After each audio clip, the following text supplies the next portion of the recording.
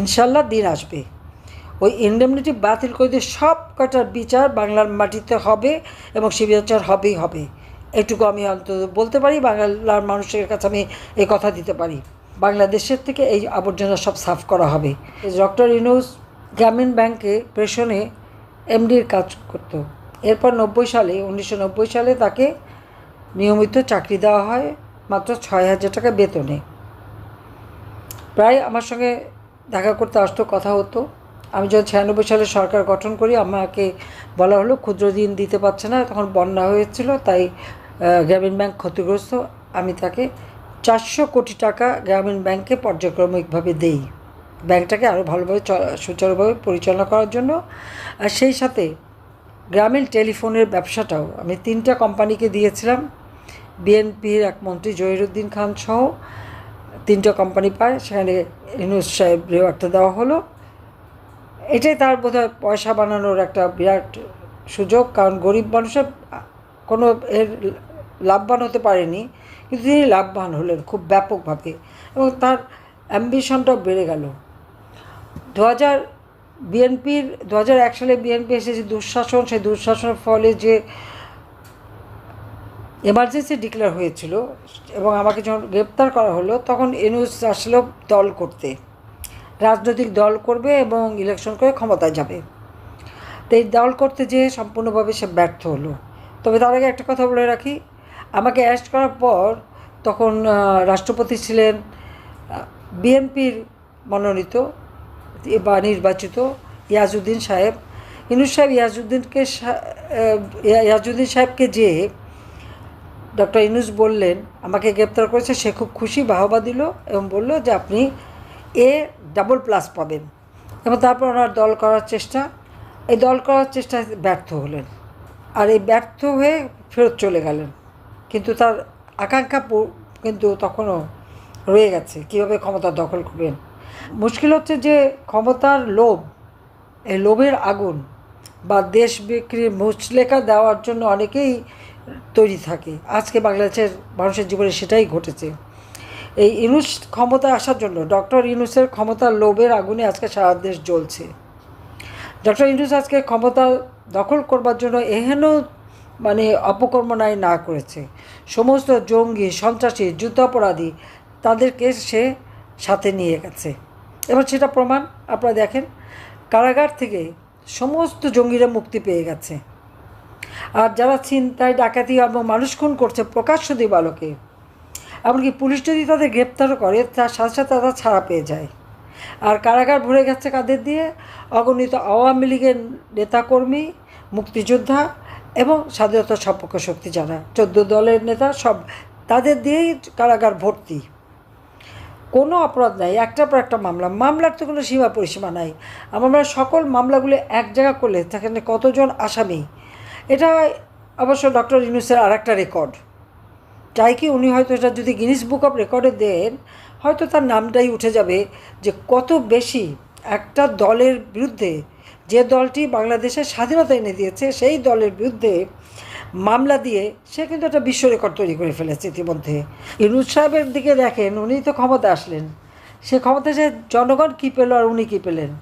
উনি তো ক্ষমতা আসার সাথে সাথে তার বিরুদ্ধে দুর্নীতির মামলা দুদক করেছিল, প্রায় 5টা দুর্নীতির মামলা, সেই মামলাগুলি বাতিল করে দিল। তার বিরুদ্ধে ট্যাক্স ফাঁকির মামলা, সে প্রায় 1100 কোটি টাকার ট্যাক্স ফাঁকি, তার মধ্যে 666 কোটি টাকার মামলা হয়েছিল। রায় দেবার কথা 6ই আগস্ট, 5ই আগস্ট এরকম একটা ধ্বংসাত্মক ঘটনা তিনি ঘটালেন যাতে তার ওই রায় আর না হয়, সেই মামলাও বাতিল হয়ে গেল। ইউনূস সাহেব কিন্তু লেবারদের অর্থ আত্মসাৎ করেছে, এটা প্রমাণিত, এবং তার জন্য লেবার কোর্টে সে সাজাপ্রাপ্ত আসামি। একজন সাজাপ্রাপ্ত জামিনে আছে কনভিক্টেড আসামি আজকে বাংলাদেশের রাষ্ট্রীয় ক্ষমতা বসা, কিন্তু ক্ষমতা এসে সব মামলাই তার বাতিল। পাশাপাশি ক্ষমতা এসেই সাথে সাথে আদম ব্যাপারী ব্যবসা, সেই আদম ব্যাপারীর ব্যবসার লাইসেন্স কিন্তু নিয়ে নিয়েছে ইতিমধ্যেই। সেই সাথে ডিজিটাল ওয়ালেট, অর্থাৎ ওই বিকাশ নগদের মতো টাকা দেওয়া, সে ব্যবসাও তার একটা নেওয়া হয়ে গেছে। বিশ্ববিদ্যালয় প্রতিষ্ঠা করবে, তারপরে স্টারলিংকের বাণিজ্য করবে। সেই সাথে সাথে আবার গ্রামীণ ব্যাংক, যেটা সরকারি টাকায় করা, 25% হলো পাবলিক প্রপার্টি, সেটাকেও তার আত্মসাৎ করা হয়ে গেছে। মাত্র 5% থেকে বাকিটা সব ব্যক্তি খাতে নিয়ে নিয়েছে। এবং শুধু তাই না, গ্রামীণ ব্যাংকের 5 বছরের সব আয়কর মৌকুফ, আর নিজে তো সে ট্যাক্স ফাঁকি দিয়ে আছে। ইউনূসের পূর্বাচলে 4800 কাঠা জমি নৈসর্গ নামে রিসোর্ট তৈরি করা। এক একটা রুম কোনোটা 3000, কোনোটা 4000 টাকায় ভাড়া দেয়, এবং সেখানে মাঝে মাঝে সে নিজেই যায় চিত্ত বিনোদনের জন্য। পূর্বাচলে এই যে তার 800টি একর জমি, অর্থাৎ 4800 একর জমি সে নিল। কবে নিল, কীভাবে নিল, সেটা একটু খোঁজ করে সবাই বাইর করেন। উত্তরায় 5 একরের উপরে জমি, চট্টগ্রামে সরকারের কাছ থেকে 83 কাঠা জমি নিয়েছে, গুলশানে ফ্ল্যাট কিনল রোড নম্বর 84-তে 9 কোটি টাকা দিয়ে। এই এত টাকা সে কোথায় পেল? শ্রমিকের টাকা আত্মসাৎ, জনগণের টাকা আত্মসাৎ, এই সমস্ত আত্মসাৎ করে করেই কিন্তু তার এই অর্থনীতি। তার ভাই ব্রাদার সব, যেটা দিয়ে ক্ষুদ্র ঋণ দেবে ভূমিহীন মানুষের জন্য, সেই গ্রামীণ ব্যাংকের মোটা অঙ্কের ঋণ দিল সে তার বাপের কোম্পানিকে। এই বাপের কোম্পানিকে যে শেয়ার দিল, সেই প্যাকেজেস কোম্পানি, এখানে কিন্তু ইউনূসের পুরো গোষ্ঠী জড়িত। তার ভাই আব্দুল সালাম, ইব্রাহিম, মোহাম্মদ আয়ুব, মইনুল আনাম, ভাগ্নে ভাগ্নিরা, তাদেরও সম্পত্তি আছে। এমনকি মৃত বোন, তাদেরও ভাগ আছে। সব মিলে এই কোম্পানিকে মোটা অঙ্কের, এবং ইউনূস নিজেও এই কোম্পানির একজন মালিক, তার বাবাও মালিক। কাজে সেইখানে যে মোটা অঙ্কের ঋণ দিল, 12% সুদে ঋণ দিয়েছিল, কিন্তু যখন ঋণ মানে মৌকুব করে দেবে, আবার সেটাকে আবার সুদ কমালো। তারপরে ঋণ ও সুদ সবই মাপ হয়ে গেল। একে তো ক্ষুদ্র ঋণ ভূমিহীনদের জন্য দেওয়ার কথা, সেখান থেকে টাকা নিয়ে বাপের কোম্পানিকে দেওয়া, মানে নিজের কোম্পানিকে দেওয়া, পুত্রদাতা পিতা গ্রহিতা, সেই করে নিল। আর সে টাকাগুলিও কিন্তু তারপরে মাপই করলো। ইউনূসকে কোনো দিন ডক্টর ইউনূস গ্রামের কোনো ক্ষুদ্র ঋণ গ্রহীতার ঋণ মাপ করেছে, সুদ মাপ করেছে? কোনো দিন করে নাই। কিন্তু তার বাপেরটা করে দিয়েছে, নিজেরটা করেছে, যত নিজের। সেভাবেই সে মানে একে একে কত জিনিস যে দখল করলো, তার কত হিসাব দেব। শুধু তাই না, তার যে ব্যাংকের টাকা রয়েছে বিভিন্ন ব্যাংকে, তার নিজের যে অর্থ, সেই অর্থের হিসাবও তো আমাদের কাছে আছে। 48টা কোম্পানি, প্রত্যেকটা কোম্পানির কাছে সরকার ট্যাক্স পায়। সে কিন্তু কোনো ট্যাক্স এই পর্যন্ত দেয়নি। সমস্ত ট্যাক্সগুলি না দিয়ে ফাঁকি দিয়ে যাচ্ছে একের পর এক। আর নিজের তো standard bank, south east bank, Rupali bank, 118 crore টাকা তার সেখানে। এটা 2023 সালের হিসাব। এই টাকা সে কোথায় পেয়েছে, কিভাবে পেয়েছে? তাছাড়া 2001 থেকে 11 হিসাবে 66 কোটি টাকা তার। এটা তো BFIUর তথ্য মতেই কিন্তু এইটা বেরিয়ে এসছে। অন্য একটা অ্যাকাউন্টে 77,37,69,000 টাকা। 2006 থেকে 8 সেই সময় তার অ্যাকাউন্টে 47,89,652 টাকায় কোথা থেকে এসছে? এছাড়াও তার ট্রাভেল ইন্টারন্যাশনাল লিমিটেড, এখানে 11,14,00,000 টাকা। তার অ্যাকাউন্ট নাম্বার কিন্তু আছে আমার কাছে, ব্রাঞ্চের নামও আছে। ওখানে আরেকটা ব্রাঞ্চেও তার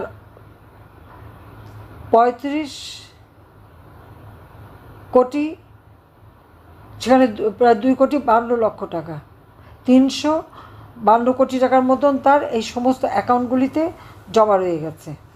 বিভিন্নভাবে বিভিন্ন এই টাকাগুলি তার রাখা, অ্যাকাউন্ট নাম্বার, মোট টাকার হিসাব সব কিছু কিন্তু আছে। 22-23 বছরে তার নিজের 3,53,43,000 টাকা ট্যাক্স ফাঁকি দিয়েছে।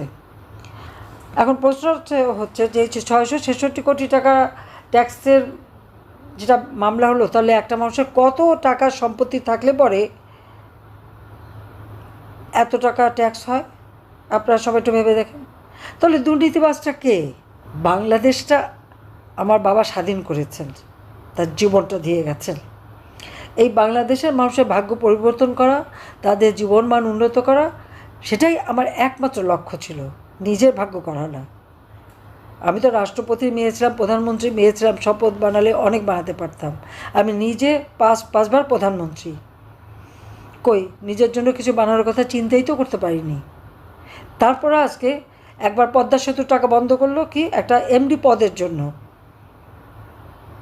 একটা এমডির পদ, 6,000 টাকা বেতনের চাকরি যেখানে পেয়েছে, তারপরে 1,000 কোটি টাকা বানিয়েছে। এখন না বুঝতে পারি কেন সে লালায়িত ছিল ওই এমডি পদে।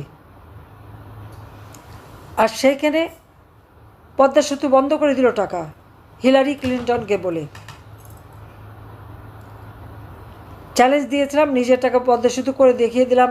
7ই মার্চের ভাষণে জাতিপিতা যে কথা বলেছেন, কেউ দাবায় রাখতে পারবে না, কেউ দাবায় রাখতে পারেনি। ওখানেই বোধ হয় তার সবথেকে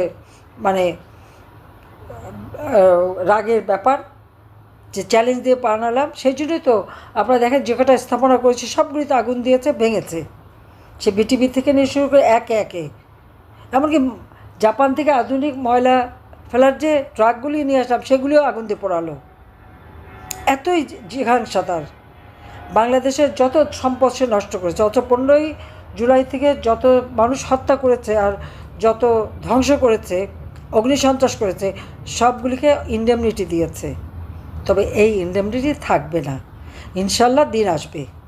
ওই ইন্ডেমনিটি বাতিল করে দিয়ে সব কটার বিচার বাংলার মাটিতে হবে এবং সে বিচার হবেই হবে। এটুকু আমি অন্তত বলতে পারি, বাংলার মানুষের কাছে আমি এই কথা দিতে পারি। আল্লাহ যখন বাঁচিয়ে রেখেছেন, কোনো একটা কাজ ভালো করার জন্যই তো বাঁচিয়ে রেখেছেন। বাংলাদেশের থেকে এই আবর্জনা সব সাফ করা হবে, বাংলাদেশের মানুষের জীবন মান আবার উন্নত করা হবে, মানুষের জীবনে আবার শান্তি ফিরিয়ে আনা হবে। সেই সাথে সাথে আমাদের মিয়ানমার বর্ডার, আজকে সেখানে সরকারি নিয়ন্ত্রণ নাই। ইউনুস, আমি জিজ্ঞাসা করি, আমার দেশের স্বাধীনতা সার্বভৌমত্ব ক্ষুণ্ণ করার অধিকার তাকে কে দিয়েছে? সে কোথা থেকে এই দুঃসাহস পেল? আমি যতদিন আমি ক্ষমতায় ছিলাম, আমার প্রত্যেকটা বর্ডার তো সিল করা ছিল, নিরাপদ ছিল। আজকে সেই বর্ডারে নিয়ন্ত্রণ হারালো কীভাবে? একটা রাষ্ট্র চালাতে সম্পূর্ণভাবে ব্যর্থ, স্বাধীনতার সার্বভৌমত্ব রক্ষা করতে ব্যর্থ। কাজে এর হাত থেকে দেশ জাতিকে রক্ষা করতে হবে, স্বাধীনতাকে রক্ষা করতে হবে। তার জন্য সমস্ত দেশের মানুষকে আজকে রুখে দাঁড়াতে হবে। ওই জঙ্গি শাসন বাংলাদেশে চলবে না, সন্ত্রাস চলবে না। আমি যাদের দিয়ে আজকে জঙ্গি দমন করেছিলাম, আমি দেখলাম সেই পুলিশ অফিসার জঙ্গিদের ধরেছে কেন, সেই জন্য তাদের বিরুদ্ধে মামলা হয়। জঙ্গিদের কেন গ্রেপ্তার করলো সেটা অপরাধ, জঙ্গিদের কেন শাস্তি দেওয়া হলো সেটা অপরাধ। আর সব দোষ হলো আওয়ামী লীগের নেতাকর্মী, তাদের জেলে দেবে, তাদের শাস্তি দেবে। আর জঙ্গিদের শাসন কায়েম করে আজকে দেশটাকে, আমাদের স্বাধীনতা সার্বভৌমত্বকে আজকে প্রশ্নবিদ্ধ করে তুলেছে। কাজে এর জন্য সব দায় দায়িত্ব এই ডক্টর ইউনূসের ক্ষমতার লোভ এবং তার সাথে তার ওই সমন্বয়ক যারা আছে, লম্বা লম্বা কথা বলে, আবার 2 কোটি টাকা খরচ করে ইফতার পার্টি দেয়, বিরাট টাকা খরচ করে পার্টি তৈরি করে। জনগণ এগুলি কখনো গ্রহণ করবে না। কাজে দেশবাসীকে আজকে রুখে দাঁড়াতে হবে, ঐক্যবদ্ধ হতে হবে, স্বাধীনতা সার্বভৌমত্ব রক্ষা করার জন্য, মানুষের জীবনে শান্তি নিরাপত্তা দেওয়ার জন্য। তার জন্য সবাই ঐক্যবদ্ধ হন, আমি সেই আহ্বানই জানাচ্ছি। সবাইকে ধন্যবাদ। জয় বাংলা, জয় বঙ্গবন্ধু, বাংলাদেশ চিরজীবী হোক।